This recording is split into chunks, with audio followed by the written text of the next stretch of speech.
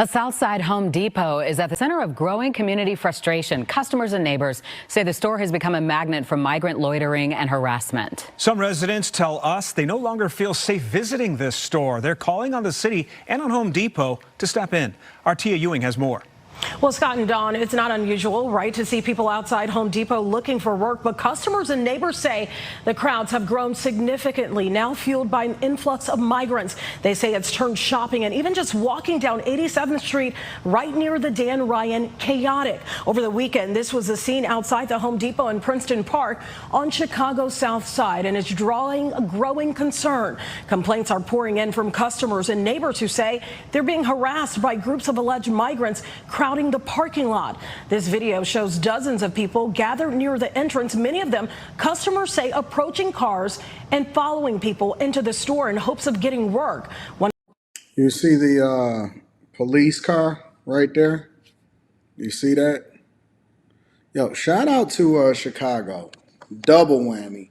Chicago and Los Angeles are in the running for the worst cities as far as plummeting and how they have their police officers are understaffed, and then they get directives to make sure that they're not working with the Trump administration to deport illegal migrants that's not supposed to be there, harassing customers while at the same time having budget deficits of above $1 billion annually.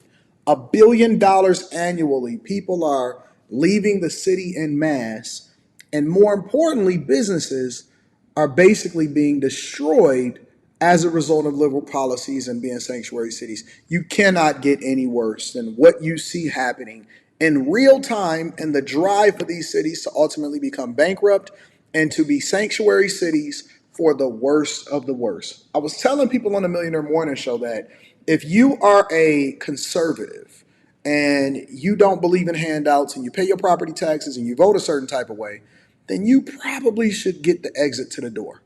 I know that we like to hold it down. I'm a little bit stronger than most people, so I was able to endure in Detroit at a time when we went through the bankruptcy in 2008. And then, I was born and raised there, so I decided to stay there, and I decided to participate in the resurrection of Detroit. And now we have a population surplus, so I'm very excited for what I see happening, and the budget is balanced, and we have a surplus and all of this stuff. So everything is going great. But over in these major liberal cities that decided that they wanted to stand against the Trump administration. At the same time, they embrace the Biden administration and have illegal migrants come over into this country. And now you see this horrible, horrible situation. I mean, there is not a day that goes by that people don't send me at least 5 videos of different things happening in Chicago, and they range everywhere from illegal migrants still feeling comfortable and hanging out. They're not even running from ICE anymore over there in Chicago, to you see people carjacking people. I did a video just the other day, to the budget deficit and Brandon Johnson acting like his administration and the previous administration is not responsible for everything that we see happening in these cities. It's horrible. It's horrific. I feel so bad for the children. I feel bad for the children because I don't feel bad as much for the adults. This is the thing that y'all voted for. I feel bad for the children that have to grow up in this. And then they're also going to be indoctrinated to be a part of the 92% that just votes Democrat by default, because that is what we do. That is what we do. It's the worst case scenario that could possibly happen to a city is all 3 things happening negatively.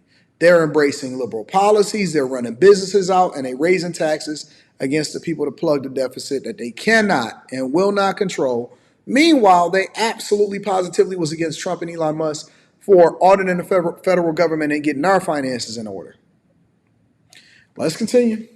A customer told us it's become an unsettling experience just trying to shop.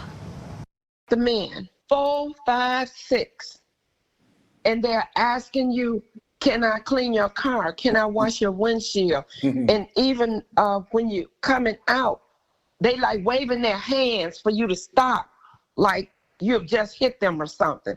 And then they come up to you like they are contractors working. So how did it get to this point? Well, residents and look at this craziness. This is the true definition of diversity, equity, and inclusion right there, baby. True definition of diversity, equity, and inclusion. And it's not uncommon for you to see people at Home Depot, especially over in the South. We don't really see that over in Detroit, but it's not uncommon for you to see it in the South.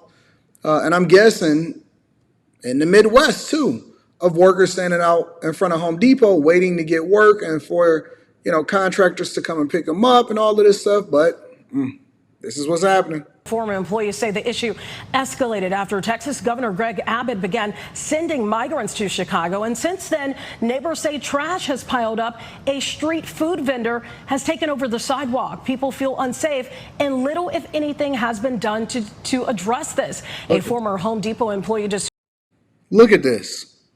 This looks like a game. It looks like a game. described it as a failure on the part of both the company and the city, saying the lack of action is only making things worse. They're impeding on traffic.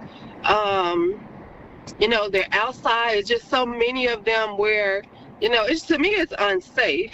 All the immigrants, you've got the African immigrants over there, you got the Haitian immigrants over there, you've got the Hispanic immigrants over there. At first, it was only Latino immigrants for a long time. Now it's African immigrants over there. Now it's Haitian immigrants over there. And you can't sit here and tell me that there's no way that these people can get their work permits to start working on these affordable housing. The Home Depot is responding to our story saying this: we have a long-standing non-solicitation policy at our stores.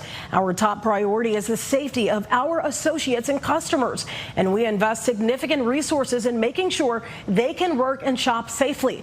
Our ongoing approach includes technology, personnel, and close relationships with local law enforcement and elected officials. Now, we do want to point out we did see Chicago police out there at the time that we did record video, but Nothing is happening, so what difference do it make? It's not like they stopping it. It's not like they calling Tom Homan and ICE. It's not like they actually doing anything about it, that they keeping people safe. They just saying, hey, listen, don't be too close to the store. And that's when they move over to AutoZone. And it's just crazy. It's just crazy. I just can't believe that this is the America that I grew up to know and love, that we've just absolutely destroyed this country with such bad policy and bad temperament and a negative disposition towards American ways and traditional ways, and keeping our borders closed and making sure those that come over here illegally are not doing what they're supposed to do. And then you combine that with the fact that the culture is trash with communities and robberies and all of this stuff, and they're protecting criminals versus actually protecting the residents that pay for their taxes. And then you have all of these legislators that's against the Trump administration and against conservatism, and all of these places are absolutely against the things that are worse for America. But as usual, I think it's going to get worse before it gets better, and I'm going to keep you guys in the loop. Let me know what you think inside of the comments. I love you. I appreciate you. I'm going to holler at you guys later. Peace.